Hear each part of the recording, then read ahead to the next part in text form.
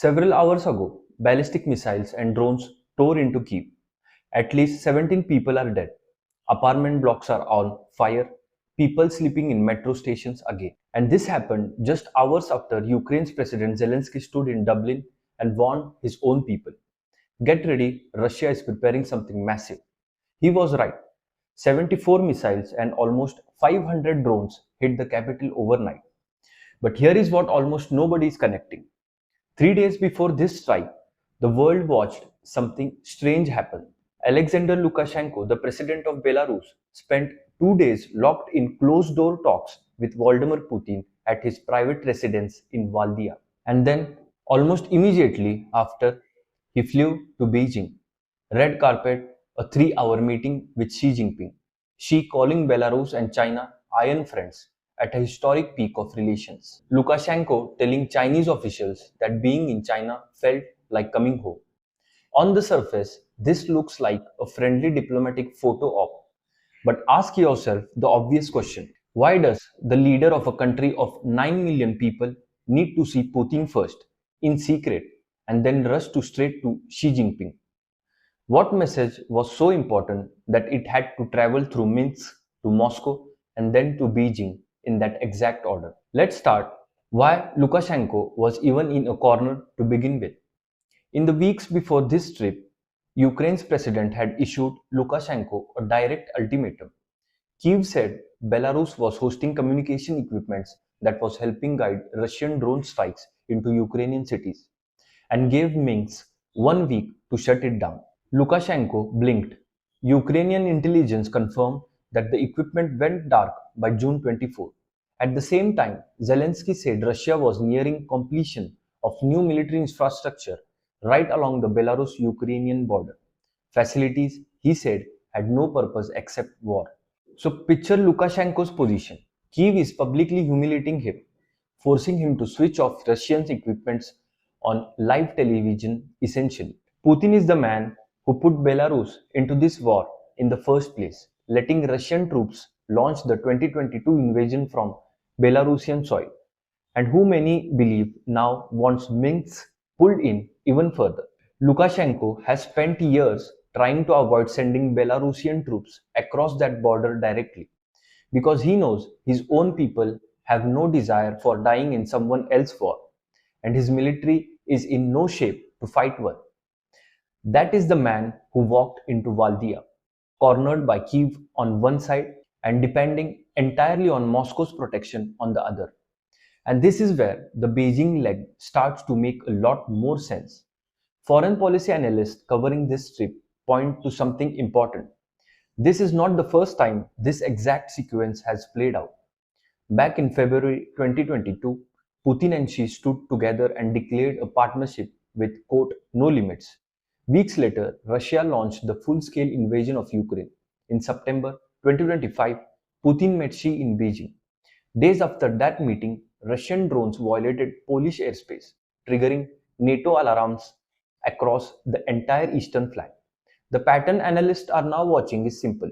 Every time Moscow or Minsk goes to Beijing and comes back with the Xi's blessing, something escalates not long after. So when Xi stood next to Lukashenko and talked about defending Belarus, quote, sovereignty, independence, and territorial integrity, that phrase deserves a second look. Nobody is threatening to invade Belarus. Ukraine has given no indication it wants to fight Minsk directly. So, who exactly is that sovereignty being defended from? The uncomfortable read from Kiev is that this is cover, diplomatic oxygen, a green light dressed up as a friendship summit, handed to a regime that may be about to get pulled deeper into a grey zone operations against NATO's eastern borders. Whether that's drone incidents, sabotage, or renewed pressure through migration and airspace violations. The same hybrid playbook Belarus and Russia have already run against Poland, Lithuania, and Latvia. Now, why would Putin need this kind of cover right now, urgently, this month?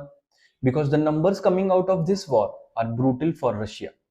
A new report from the Center for Strategic and International Studies published just this week puts combined Russian and Ukrainian military casualties above 2 million people since the invasion began. Russia alone has suffered around 1.4 million casualties, with up to 450,000 soldiers killed. And here is the number that should scare the Kremlin more than any other. In 2026, Russia has been losing between 30 and 34,000 men a month, while only recruiting around 20 to 27,000 new soldiers in that same period. Russia is bleeding out faster than it can refill the ranks. On the ground, Russian forces are advancing at 50 to 90 meters a day in their main offensive, a pace researchers compare to the battle in the First World War. And for the first time since August 2024, Russia's territorial control inside Ukraine actually shrank this spring, losing more ground than it captured. Putin was reportedly worried enough about the situation that he scaled back his own main military parade this year. Then there is the part of this story that lines up exactly with the title of this video. Ukraine has spent the past several months hitting deeper and deeper into Russian territory, deliberately targeting the energy infrastructure that keeps Russia's war machine running. Refineries, pumping stations, fuel depots. Strikes that never used to happen are now routine, all the way out to Moscow and St. Petersburg. The result is a fuel crisis Russian officials can no longer hide. Analysts estimate Ukrainian strikes have knocked out roughly a quarter of Russia's refinery capacities.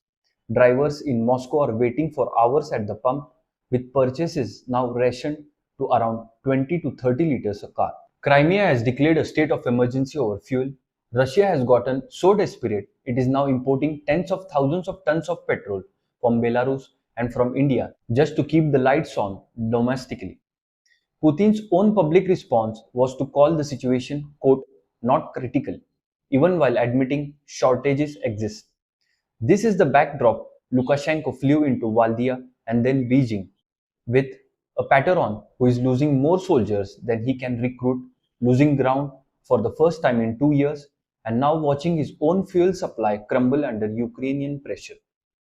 That is not a position of strength. That is a man looking for reassurance, for allies, and for leverage wherever he can find it. And China's role in supporting this goes further than diplomacy and friendly photo ops. Just this week, Reuters revealed that China secretly trained more than 200 Russian soldiers, many of them already fighting inside Ukraine, in chemical, biological, and radiological warfare protection at a military facility in Beijing back in November of last year. Senior Russian generals personally led the delegation. A Chinese instructor reportedly used a model nuclear reactor to walk the soldiers through contamination protection. Publicly, Beijing insists it is neutral in this war. Privately, it is running specialized military courses for Russian officers who are actively fighting on the front lines. Analysts say China's own military hasn't fought a real war in decades and is using this exchange to extract battlefield lessons from Russia. Lessons that Chinese planners are almost certainly filling away with one eye on Taiwan. So, when you put the full picture together, this was never really a story about friendship between three authoritarian leaders. It is a signal to Ukraine that Belarus and China both stand behind Moscow no matter how badly the war is going. To NATO and the West, that any hope of isolating Russia diplomatically or economically has a workaround through Minsk and through Beijing, and possibly to Russia's own military, that the resources and cover needed to keep escalating, even as the battlefield numbers get worse, are still there. Former US Defense Secretary Leon Panetta put it bluntly this week after Ukraine drones strike hit Moscow directly. Putin is cornered right now and doesn't know what to do, and that the smart move would be to negotiate a ceasefire. But knowing Putin, he's predicted Russia will keep resisting that and keep paying the price for it. And so far, that prediction is holding up. Putin has publicly denied that any real deal was reached with Washington at last year's Alaska's summit, despite his own officials claiming for months that it was turning point.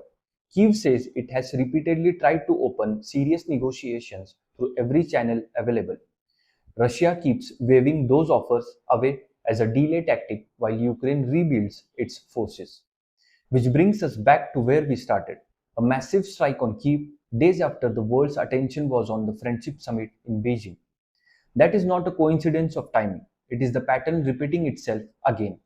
The same pattern that showed up in 2022 and again in September 2025. Every time Moscow goes looking for cover from Beijing, the war gets a little more dangerous. For everyone watching it, not just for Ukraine. And that's really the story underneath the handshakes and the red carpets this week. With Russia losing more soldiers than it can replace, losing fuel it desperately needs, and losing ground from the first time in 2 years. Putin isn't showing any signs of slowing down. He's looking for backup. Belarus gives him a forward base against NATO. China gives him diplomatic cover, and it turns out quite military expertise. And the country is getting dragged deeper into the middle of all of it. Poland, the Baltic states, and Ukraine itself are the ones left watching the clock, wondering what comes next.